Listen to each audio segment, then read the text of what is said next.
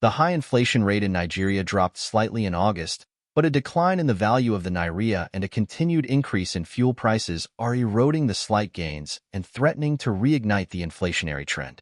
Michael Anthony, an engineer and father of four, still faces high costs despite the small drop in inflation, which fell from 33.4% in July to 32.15% in August.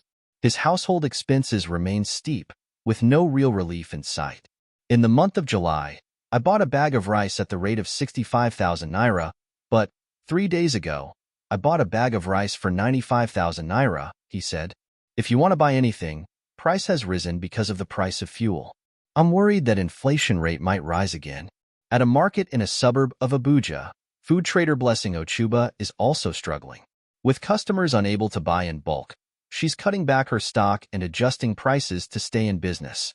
Ochuba said patronage has been slow despite the reported dip in inflation rate. People that normally buy in bags, they now buy like half or quarter, because they can no longer afford to buy for now, she said. I used to buy like 10 bags of rice, but now I cannot afford to buy 5. Honestly, I did not see the coming down. Everything is going higher. It's on the high side, and it is really affecting us. Despite lower inflation, Nigeria's currency has weakened from 1,200 to 1,600 to the dollar, and gasoline prices have soared from 620 to nearly 1,000 naira per liter over the past 3 months.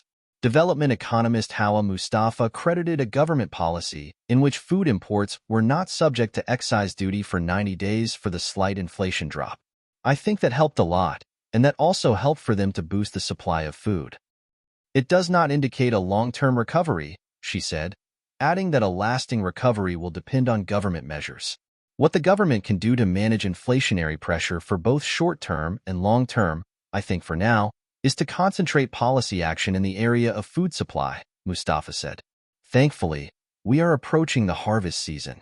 Typically, in Nigeria, we also know that we experience a lot of post-harvest loss.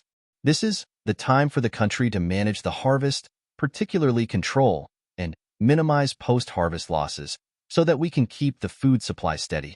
Experts say the government's next steps will determine whether this inflation dip signals a recovery or just temporary relief.